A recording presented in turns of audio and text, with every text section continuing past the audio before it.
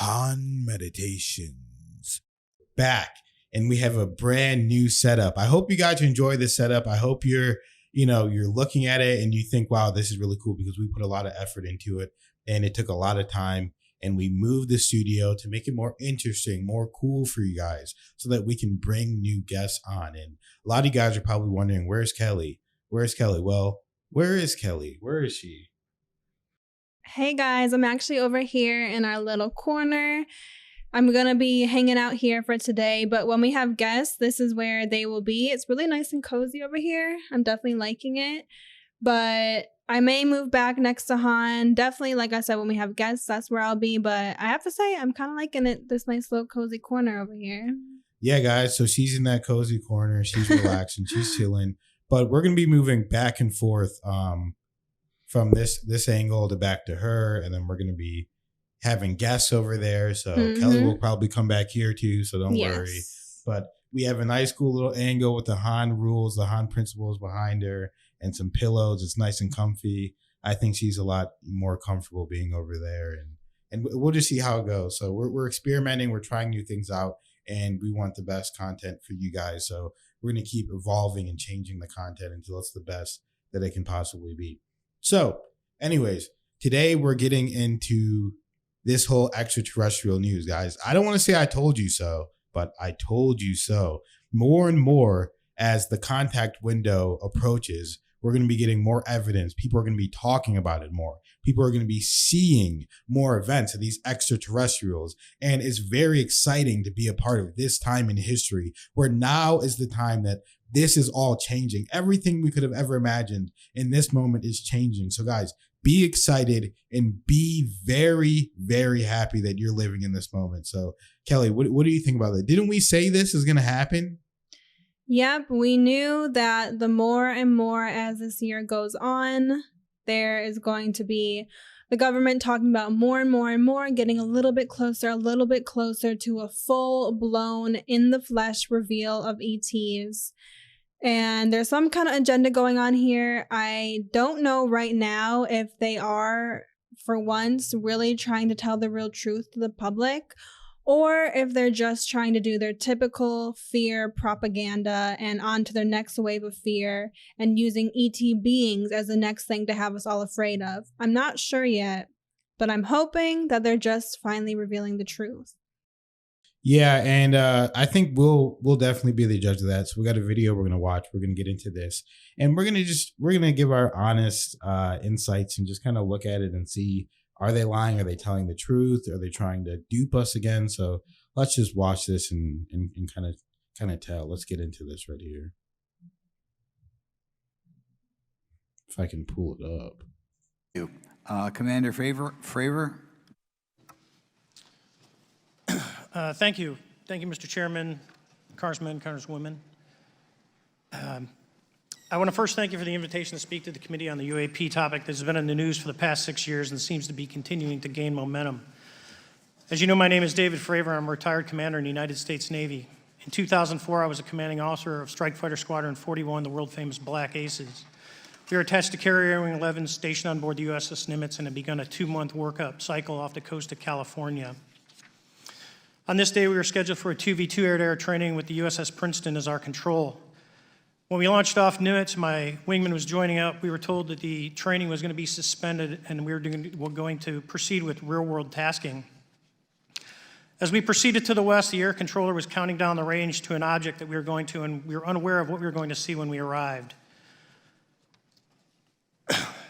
The controller had told us that these objects had been observed for over 2 weeks, coming down from over 80,000 feet, rapidly descending to 20,000 feet, hanging out for hours, and then going straight back up. For those who don't realize, above 80,000 feet is space. We arrived at the location at approximately 20,000 feet, and the controller called merge plot, which means that our radar blip was now in the same resolution cell as the contact. As we looked around, we noticed that we saw some whitewater off our right side. It's important to note that the weather on this day was as close to perfect as you could ask for off the coast of San Diego. Clear skies, light winds, calm seas, no whitecaps from waves. So the whitewater stood out in a large blue ocean. All 4 of us, because we were in F-18Fs, so we had pilots and Wizzo in the back seat, looked down a small, saw a white tic-tac object with a longitudinal axis pointing north-south and moving very abruptly over the water. like a ping pong ball. There were no rotors, no rotor wash, or any sign of visible control surfaces like wings. As we started clockwise towards the object, my Wizzo and I decided to go down and take a closer look with the other aircraft staying in high cover to observe both us and the Tic Tac.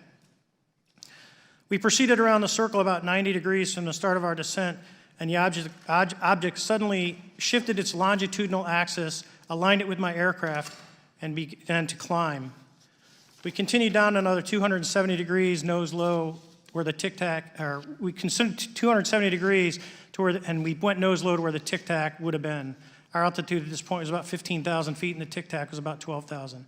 As we pulled nose onto the object, within about a half mile of it, it rapidly accelerated in front of us and disappeared. Our wingmen, roughly 8,000 feet above us, lost contact also.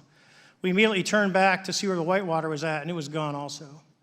So as we started to turn back towards the east, the controller came up and said, "Sir, you're not going to believe this, but that thing is at your cap point, roughly 60 miles away in less than a minute. You can calculate the speed." We returned to Nimitz. We were taking off our gear. We were talking to one of my crews that was getting ready to launch. We mentioned it to them, and they went out and luckily got the video that you see, that 90-second video. What you don't see is the radar tape that was never released, and we don't know where it's at, of the active jamming that the object put on an APG-73 radar, and I can get into modes later if you're interested. What is shocking to us is that the incident was never investigated. None of my crew were ever questioned. Tapes were never taken, and after a couple days, it turned into a great story with friends. It wasn't until 2009 until Jay Stratton had contacted me to investigate. Unbeknownst to all, he was part of the ATIP program in the Pentagon led by Lou Elizondo. There was an official report that came out that's now on the internet. Years later, I was contacted by the other pilot, Alex Dietrich, and asked if I'd been contacted, and I said no, but I'm willing to talk. I was contacted by Mr. Elizondo, and we talked for a short period of time, and he said we'd be in contact. A few weeks after that, I was made aware that Lou had left the Pentagon in protest and joined forces with Tom DeLonge, Chris Mellon, Steve Justice, and others to form Two Stars Academy, an organization that pressed the issue with leading industry experts and U.S. government officials. They worked with Leslie Kean, who is present today, Ralph Blumenthal, and Helene Cooper to publish the articles in the New York Times 2017 New York Times, and it removed the stigma on the topic of UFOs, which is why we're here today. Those articles open the door for the government and public that cannot be closed. It has led to an interest from our elected officials who are not focused on little green men, but figuring out where these craft are, where they're from, the technology they possess, how do they operate. It also led to the Whistleblower Protection Act and the NDAA. There are multiple witnesses coming forward to say that have firsthand knowledge, and Mr. Grush just covered that. What concerns me is that there's no oversight from our elected officials on anything associated with our government processing or working on craft. Believe it not from this world. This issue is not a full public disclosure that could undermine national security, but it is about ensuring that our system of checks and balances works across all work done in the government using taxpayer funds. Relative to government programs, even unacknowledged WAVE programs have some level of oversight by the appropriate committee members in the House and Senate, and this work that is said to be occurring from whistleblower testimonies should not be exempt.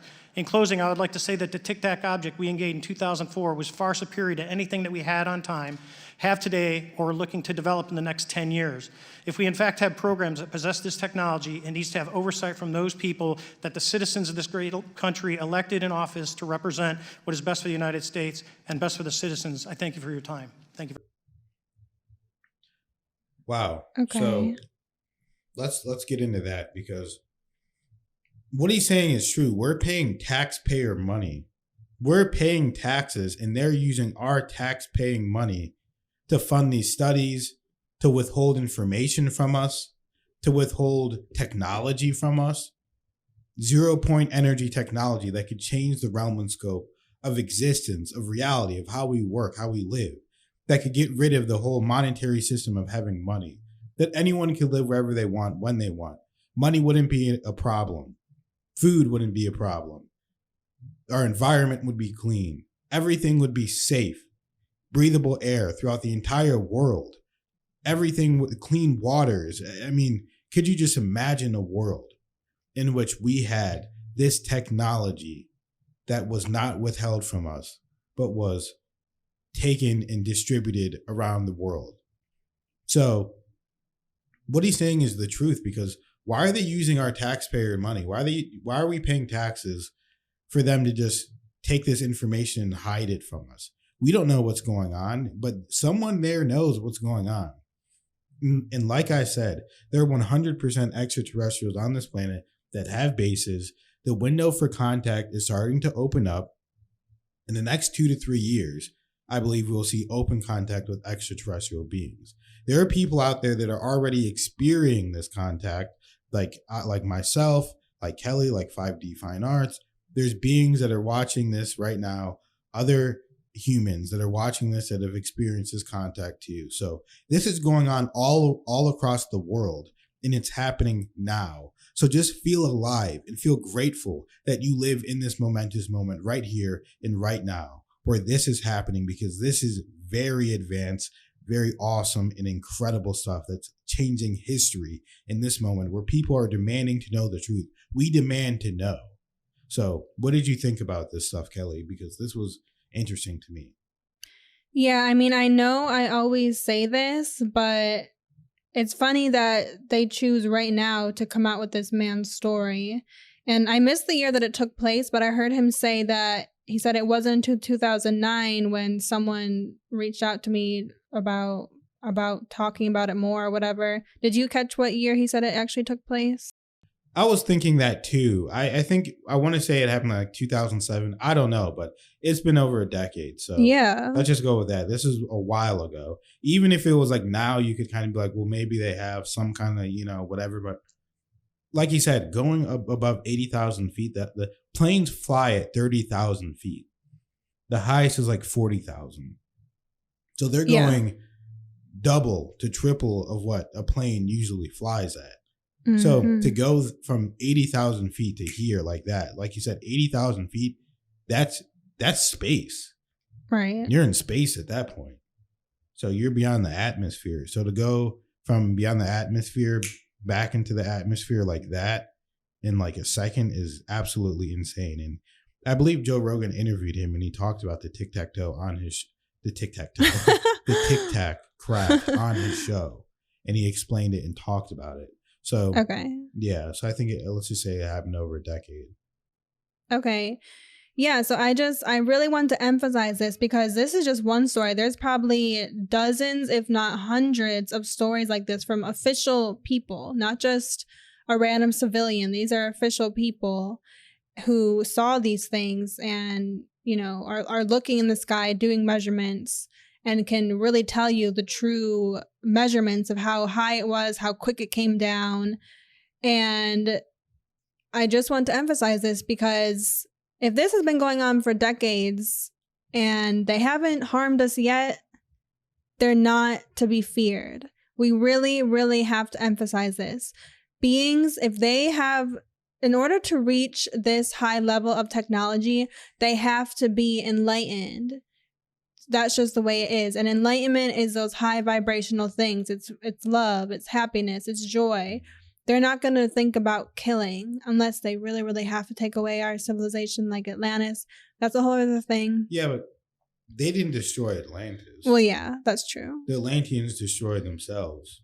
Right. So they were messing with technology that was beyond their scope, and they came to believe that they were gods. Right, and right. there are other beings that came and meddled and did this and that, but, the benevolent extraterrestrials, they didn't come and just destroy the planet, but. Right. So I wouldn't say all extraterrestrials are. Well, that's necessarily, true. They're not all perfect for sure. No. But they're not even close to the evil that we are to our own planet. Exactly. And to other earthlings around us. I mean, we kill and destroy people on a whim. They're not like that at all. Not even close. Yeah. And I mean, many that in the past, in the ancient times, have come down here and they got wrapped up in the energies of this earth because there's power dynamics, there's pleasure, there's these different energies that they never experienced before. So I really believe that some of the ancient gods that ancient civilizations worshipped were ET beings that came down and were meant to help us evolve, but they probably got caught up in what I just said, the power dynamics and the ego and everything that exists that they never experienced before. And it's very, very hard to keep control of yourself here on Earth. As we know, we all struggle with these things. And I think they just got caught up in it and they're like, oh, wow, I can have these people see me as a god. And that's basically what happened. But anyway, back to what I was saying. They're coming out with all of this now. Oh, So back to what I was saying, they're coming out with all this now. I know the government, I know the media, they want to keep us in fear. And I just have a feeling that all of this is to keep us in fear. I hope that they're just wanting to come out with the truth finally.